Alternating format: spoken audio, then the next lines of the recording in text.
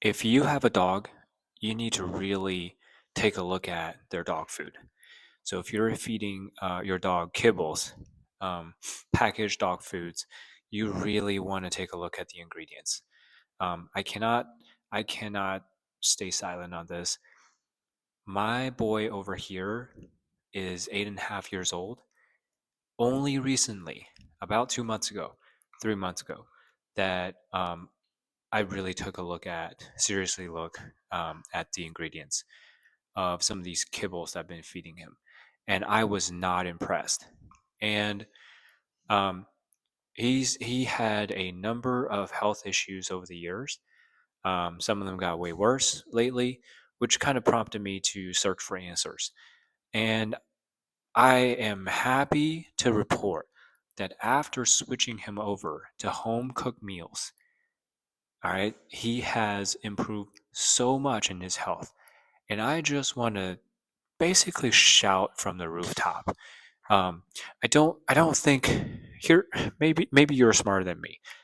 All right, but it took me a long time to realize how bad some of the dog food out there are. And quite frankly, I've tried so many of them over the years. I got this guy when he was 8.5 years old. Um, you know, sorry, I got him when he was 8 weeks old, and he's 8.5 years old now. Um, so I spent a lot of time with him over the years, and he's always had sort of a sensitive stomach. Um, and so from the get go, I tried many different dog food brands. Um, some of them are recommended by vets. Some of them I basically look up reviews from review sites, and some other dog food brands. I literally just smell them, and they smell really good.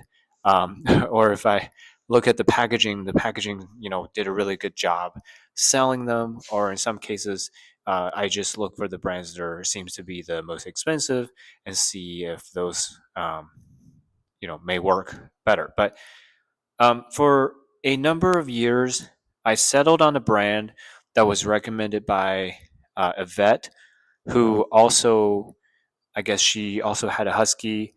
Um, so it worked out for a number of years.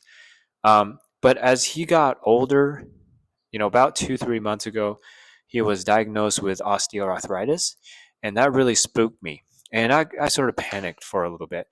And so I looked everywhere for possible reasons or possible ways to help him. So one of the things I looked into was what was he eating, right? And he's also had this persistent diarrhea of some sort.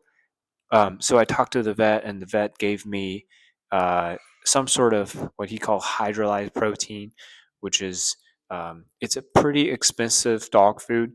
It's another kind of kibble, and he was doing a little bit better, but I still was searching for better answers. So, in an attempt to help him, I switched him over to home cooked meals. And, I wasn't really fancy about it. I have a very busy job. So I just basically look for the stuff like um, um, ground beef, ground turkey, and, I started out with just ground beef and, and some rice, just so that I make sure that I understand, like, I'm not putting some stuff that he cannot tolerate. So I started with just ground beef and rice. Um, and later on, started adding other stuff. But long story short, after I switched them over from kibbles to home cooked meals, he started to show improvements in several dimensions. One is I noticed he, started to have more energy, is one of them. And second thing is I noticed he started to, you know, f- uh, feel a little bit better with diarrhea.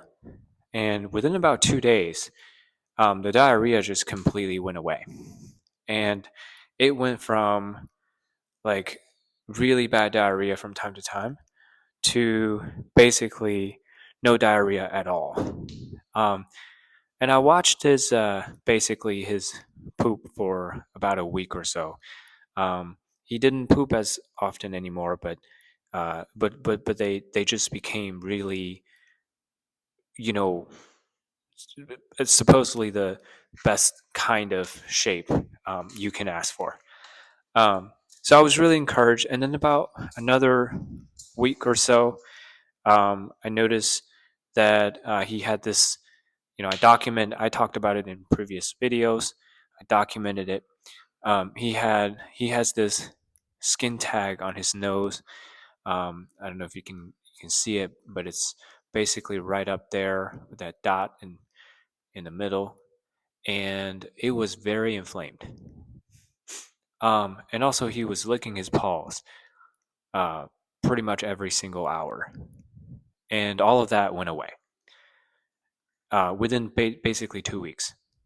So I was really, really encouraged by that. Let me show you. So I don't want to talk about specific dog food brands, but look for look at your dog foods and make sure that they don't have things like chicken meal. And this is what I'm giving my um, puppy when I cook for him. Um, like I said, ground beef and ground turkey and stuff like that. Pair them up with basically a little bit of rice. It's really easy to cook them. And then I also put some of the um, sweet peas, and I just buy them in the come in these cans. Be a little bit careful. There's salt in it, so you want to make sure that you know how much salt you're putting in. Um, I also put stuff like carrots and other things. So that's another thing. All right, so my fridge is a little bit messy, but you see that there's ground turkey that I get. So they come in these big tubes. I think I'm out of ground beef. Yeah, so you can find these things pretty cheap. Um, I know some recipes call for things like chicken stock. Be very careful. Um, for example, this one here contains, um, a lot of salt. And I also don't know um, if it has anything like garlic um, or onion in it, which can be toxic to dogs. So I don't know if I'm doing a good job here, but guys, if you have a dog, try it out. Just try very basic home cooked meals, um, you know, for maybe 2 weeks. See how does that work? See if that works for your dog. Um, all right, that's it for today.